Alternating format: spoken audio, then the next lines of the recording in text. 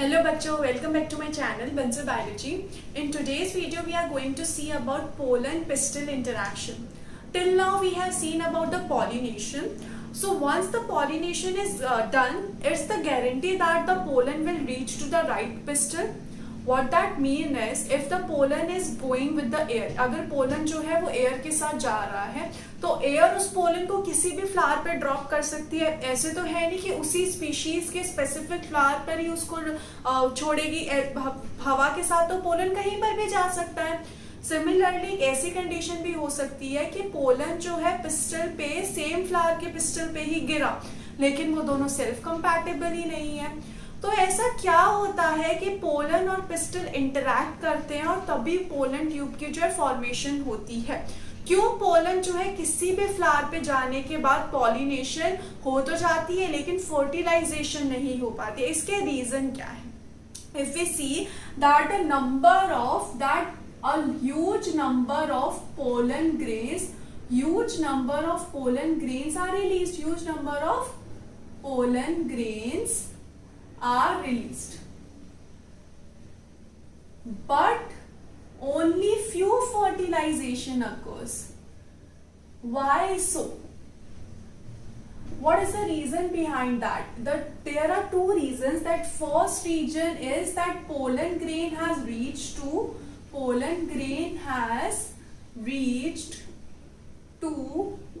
wrong flower.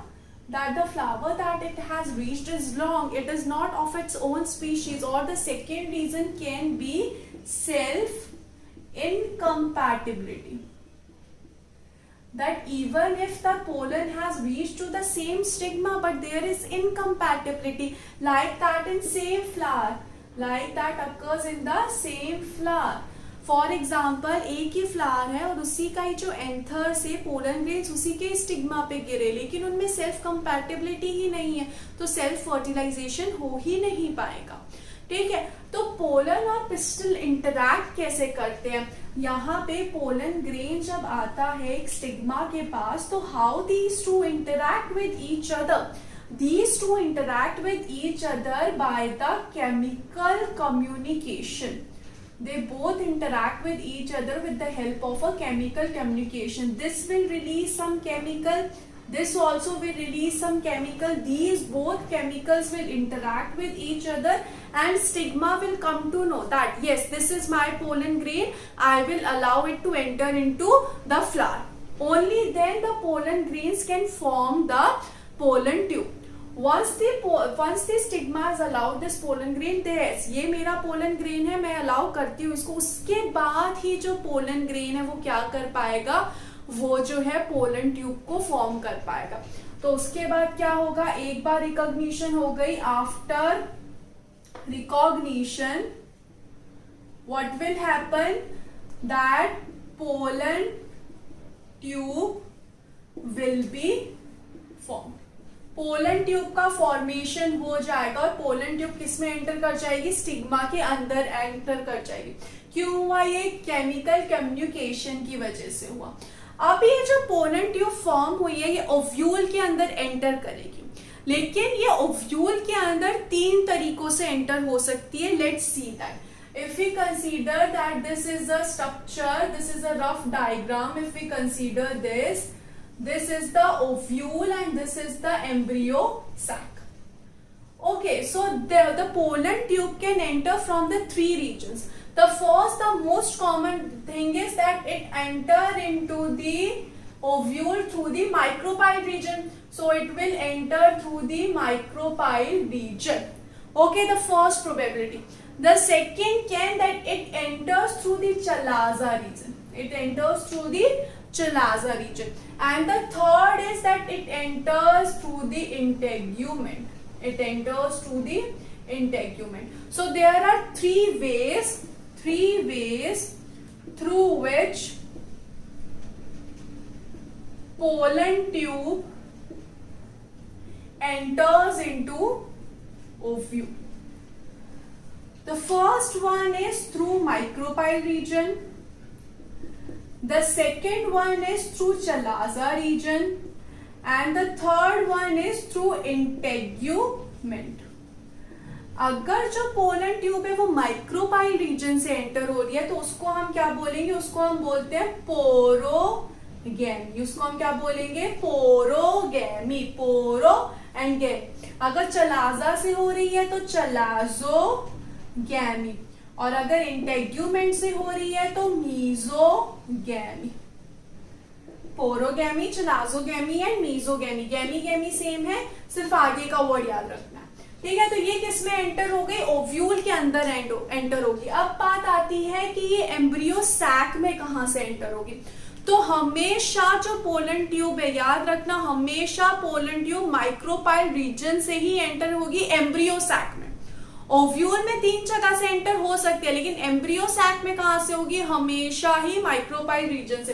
तो भले ही यहां से आए तो यहां से भी कहां से एंटर हुई है इसके अंदर, माइक्रोपाइल रीजन से। यहां से आएगी तो भी कहां से एंटर होगी, माइक्रोपाइल रीजन से।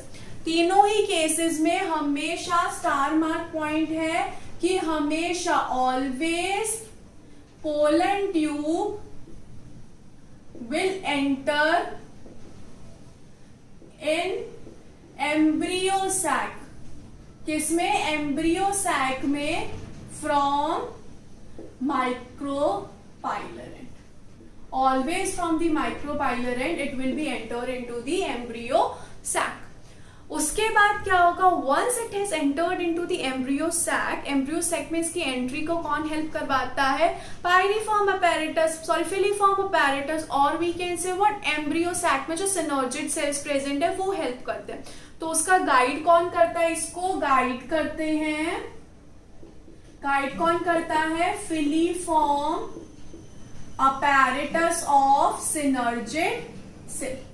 सिनर्जिड सेल के जो फिलिफॉर्म apparatus होते हैं उन्होंने गाइड कर दिया इस पोलन ट्यूब को एंटर होने के बाद। उसके तुरंत बाद, एंट्री के तुरंत बाद क्या होता है, एंट्री जैसे ही एंट्री ओव्यूल में हुई तभी क्या हो जाएगा, एक सिनर्जिड डीजनरेट हो जाएगा। और दूसरा सिनर्जिड कब डीजनरेट होगा, जब पोलन ट्यूब जो है वो अंदर आ जाएगी। तो if we see this embryo sac में एक जो सिनर्जिड था वो तो पहले ही हो गया डीजनरेट। तो अब क्या प्रेजेंट है, एक एग प्रेजेंट है, और दूसरी चीज क्या प्रेजेंट है, दूसरा प्रेजेंट एक सिनर्जिड। एक सिनर्जिड पहले ही डीजनरेट हो जाता है, ये हमने पहले ही देख चुके हैं पहले वाले वीडियोस में। यहाँ पे प्रेजेंट है क्या, फिलिफॉर्म apparatus। इन्होंने गाइड कर दिया किसको, पोलन ट्यूब को। तो पोलन ट्यूब कहाँ आ गई, अंदर आ चुकी है। Now what will happen, this pollen tube will contains the male gametes, it contains the 2 male gamete. Out of these 2 male gamete, 1 male gamete will be released in the central cell and 1 male gamete will be released into the egg. 1 male gamete will be released into the egg and 1 will be released into the central cell. So if we see that it has entered, then 1 male gamete enters in egg while the another enter in central cell। ठीक है, दूसरा कहाँ हो जाएगा, central cell में enter हो जाएगा। तो ये क्या हुआ, ये कब हुआ, जब पोलन और पिस्टल ने अपने आप में इंटरैक्ट कर लिया। उन्होंने कहा कि हाँ हम दोनों एक दूसरे से इंटरैक्ट करते हैं। उसी के बाद जो पोलन ट्यूब है वो एंटर हो पाया और उसने क्या किया, एक तो मेल गैमीट को सेंट्रल सेल में रिलीज कर दिया और एक मेल गैमीट को किस में रिलीज कर दिया है, एग में रिलीज कर दिया। हमेशा ये बात याद रखना। और इसको किसने हेल्प किया है, सिनर्जिड्स ने हेल्प किया है for this. Now let's see about in vitro pollen germination. What is in vitro? In vitro is the formation of anything outside the natural condition or outside the body.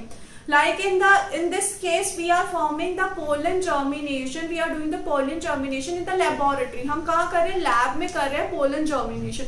Pollen germination यानी कि pollen जो है वो germinate होगा और क्या form करेगा, pollen tube को जर्मिनेट करेगा।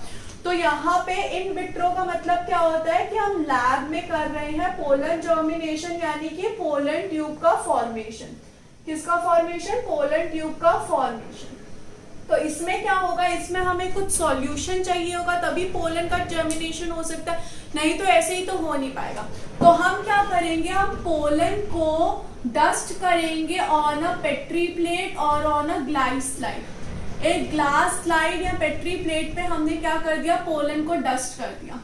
उसके बाद हम इस स्लाइड में क्या क्या ऐड करेंगे, हम इसमें ऐड करेंगे 10% शुगर सॉल्यूशन, प्लस इसमें हम ऐड करेंगे कुछ सॉल्ट जैसे कि potassium salt, calcium salt, magnesium salt. इन तीनों के सॉल्ट्स हम ऐड करेंगे इस सॉल्यूशन में।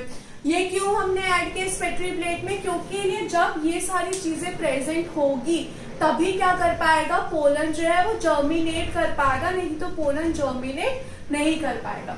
तो हमने ये सब चीजें देख लिया। Within 10 to 15 minutes, within 10 to 15 minutes after ये सब चीजें डालने के बाद क्या होगा, पोलन जो है वो जर्मिनेट हो जाएगा। Pollen will get germinate. Okay, so this is in vitro pollen germination. The next method is artificial hybridization. The next topic is artificial hybridization. What is the meaning of hybridization? Artificial hybridization is that we are doing the cross for the improvement of crop. Like हम हमारी मर्जी से कोई superior variety लाना चाहते हैं किसी crop में, तो हम आर्टिफिशियली उनका हाइब्रिडाइजेशन करवा रहे हैं। तो इसके लिए हमें क्या करना पड़ेगा, इसके लिए हमें सबसे पहले 2 ऐसे पेरेंट्स को चूज करना पड़ेगा जिनके पास क्या हो, सुपीरियर वेराइटी हो। तो आर्टिफिशियल हाइब्रिडाइजेशन क्यों करा जाता है, हाइब्रिडाइजेशन इसलिए किया जाता है to improve the quality of crop. किसी भी क्रॉप की जो क्वालिटी है उसको इम्प्रूव करने के लिए हम प्लांट्स में आर्टिफिशियल हाइब्रिडाइजेशन करेंगे। तो इसके लिए जो पहली चीज हमें चाहिए होती है वो क्या होती है, सिलेक्शन ऑफ पेरेंट्स। कि हमें पेरेंट्स को सेलेक्ट करना पड़ेगा कि कौन सा पेरेंट्स जो है वो सुटेबल है विद द सुपीरियर क्वालिटी। अब if the plant is bisexual, if plant जो है वो बाइसेक्सुअल है, बाइसेक्सुअल मतलब क्या होता है कि एक ही फ्लावर में चीजें प्रेजेंट है, दोनों ही चीजें प्रेजेंट है, that is male B and female B. किसमें प्रेजेंट होगी, एक ही फ्लावर में प्रेजेंट है। तो अगर ऐसी कंडीशन होगी तो वो वाला जो फ्लावर है वो क्या कर सकता है, सेल्फ पॉलिनेशन कर सकता है। अगर वो सेल्फ पॉलिनेशन कर लेगा तो हम आर्टिफिशियल हाइब्रिडाइजेशन कैसे करेंगे। तो to prevent self pollination what we have to do, first we have to do emasculation. What is emasculation, emasculation is the removing of anther even before its dehiscence. कि इसका dehiscence नहीं हुआ है, उसने क्या नहीं किया, अपने एंथर रिलीज नहीं किया, उसी से पहले हमने एंथर को उसने अपने पोलन ग्रेन्स रिलीज नहीं किया, उसी से पहले हमने क्या कर दिया, एंथर को रिमूव कर दिया। एंथर को रिमूव कर देंगे तो पोलन ग्रेन नहीं होंगे, पोलन ग्रेन नहीं होंगे तो फर्टिलाइजेशन नहीं होगी। तो इसमें क्या करते हैं हम, removal of anther before dehiscence. Dehiscence से पहले ही हमने क्या कर दिया, रिमूव कर दिया है पोलन ग्रेन्स को, या फिर हम बोल सकते हैं एंथर को। और दूसरा क्या करना पड़ेगा, हमें बैगिंग करनी पड़ेगी। बैगिंग किसकी करनी पड़ेगी, स्टिग्मा की करनी पड़ेगी। क्यों, क्योंकि लिए बाय चांस अगर किसी और जगह से पोलन ग्रेन्स आ गई नेचुरली तो भी क्या हो जाएगी, फर्टिलाइजेशन हो जाएगी, नेचुरल फर्टिलाइजेशन, जो कि हमें नहीं चाहिए। हमें क्या चाहिए, प्रॉपर वही पोलन ग्रेन से फर्टिलाइज करवाना है जो सुपीरियर क्वालिटी के। इसके लिए हम क्या कर देंगे, bagging of stigma to prevent natural fertilization, to prevent natural fertilization। तो इन दोनों ही मेथड से क्या हो जाएगा, जो फर्टिलाइजेशन है नेचुरल रुक जाएगी। और आर्टिफिशियल हाइब्रिडाइजेशन के लिए अब हम जो है वो स्टिग्मा के ऊपर पोर कर सकते हैं पोलन ग्रेन्स जो हमने चूज किए, जो हमारे चूजन पोलन ग्रेन्स है वो अब हम डस्ट कर सकते हैं स्टिग्मा के ऊपर। अगर जो प्लांट है या जो फ्लावर है मोनोसेक्सुअल है तब हमें ये सब करने की कोई जरूरत नहीं है। अगर वो मोनोसेक्सुअल है, इमैस्कुलेशन करने की कोई जरूरत नहीं है अगर जो फ्लावर है वो मोनोसेक्सुअल है। बस हमें क्या करना पड़ेगा, बैगिंग करना पड़ेगा। स्टिग्मा की बैगिंग तो करनी पड़ेगी लेकिन इमैस्कुलेशन की कोई जरूरत नहीं होगी। इमैस्कुलेशन की तभी जरूरत होगी जब फ्लावर कैसा है, बाइसेक्सुअल है। So guys, this was all about the pollen pistil interaction and artificial hybridization. I hope this video was really helpful to you. Thank you so much guys for watching the video. Don't forget to subscribe my channel and share this video with all your friends. Thank you so much guys. Bye bye.